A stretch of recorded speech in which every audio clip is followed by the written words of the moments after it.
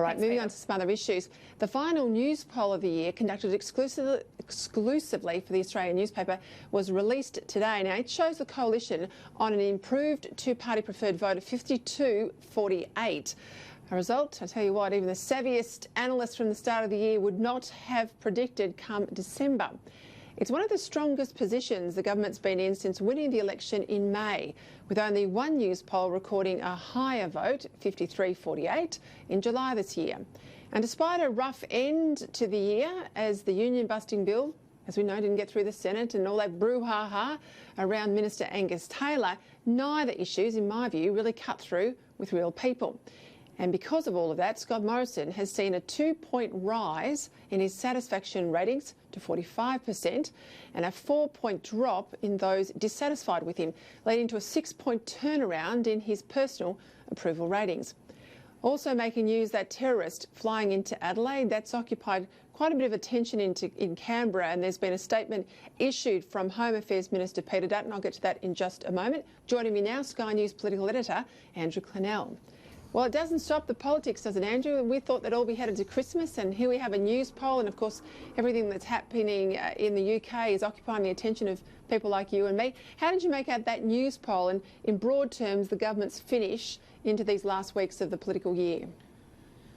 Well, I think you're absolutely right to say that a lot of these issues that have kind of dominated the news the last couple of weeks are what Scott Morrison would describe as issues of the Canberra bubble. And that's everything from Morrison's public service changes, it has to be said, to the Angus Taylor business in the Parliament. The only issue really that has occurred in the last couple of weeks which might grab people's attention in the Parliament is Medivac, and that is an issue which favours the government. So we really see Scott Morrison having the best year of his political career, a kind of magic election victory, and still in the ascendancy. And, you know, one of the main reasons for that, of course, is the poor showing of Labor and that primary vote, which is, you know, for students of history of Australian politics, is just so shocking at 33%. I mean, if you look at elections that were sort of narrowly won or where they ended up in minority government Labor, they needed 38. You know, 1990 Bob Hawke or 2010. So you've got a situation where he needs 5 primary points at least, and that's significant. And you can see why Albanese is in Queensland, but he's just got a long road to hoe. I mean, it's kind of deceptive in a sense, the 2-seat margin for Morrison, because you feel like with some of the margins in the seat and with Labor's primary at 33 that Labor are so much further away than that. That's certainly the sentiment. I mean, it feels like a first-term government. It's certainly a first-term Prime Minister in a sense, because he didn't have much of a go when he got the job last year. He pretty much went straight into election campaign mode. I thought we'll put the graphic up of the overall news poll trend, because I like to look at the trend, and you can see how it's consistently moved the government's way. And it does feel like the margin's much greater than 2 seats. I think the difficulty for Anthony Albanese, there's a trend up there on the screen, you can see towards the end, right there in December, I call them the crocodile jaws have opened up in the government's favour. But I guess the difficulty there for Anthony Albanese, he's out there doing the politics, I think, quite well, right up in Christmas, going out there into Queensland, and he's saying all the right things about coal, but he has still got the albatross of the shortened policies around his neck. And yes, they've had a review that say these policies should go, but there doesn't seem to be any immediacy in the Labor ranks to move on and change these policies.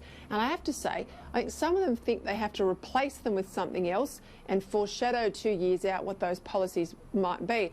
I don't think that's the case. I think the quicker that they cut these policies loose and then say, if they have to, we'll have something more to say in these areas come, you know, a period closer to the election, they'd be better off. But leaving them there, but trying to turn the numbers around, is incredibly tough.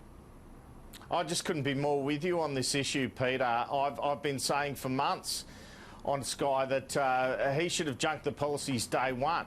I mean, the people had their say about franking credits and negative gearing, and they had it very emphatically. And they were concerned about Bill Shorten's taxes on the economy, that effect on the economy. And every day that Josh Frydenberg can get up there and talk about $387 billion of tax or whatever, it's another bad day for Labor. And I don't understand Albanese's tactics on this. You know, I suppose it's all about he wants consensus and all this sort of thing, and maybe he hasn't quite worked out which parts of the policies he wants to keep and which he doesn't. But I would have thought the election victory told him everything he needed to know on that front. And, you know, this Queensland thing, that's fine. That's more like where he has to be. But it's taken a fair few months to do that. And are people going to be convinced? And when you look at their stance on issues like Medivac, I think there's plenty of evidence there, particularly with a left-wing leader from the inner city, that federal Labor just haven't learnt the lessons. And even their review kind of found bizarrely that you've got these rich inner-city voters voting for them, people they don't need, really, and the people in the suburbs who are struggling a bit more with mortgages or the tradies are the ones they're not attracting, and they are the ones that they need. So none of the policies so far or statements so far from Labor, apart from this one from Albanese, sort of the last couple of days, sort of points towards how you're going to get those people back, or even have them not suspicious of Labor. And that's the challenge. And I think the sad thing about it too, Peter, is that it allows Morrison and the government to underperform.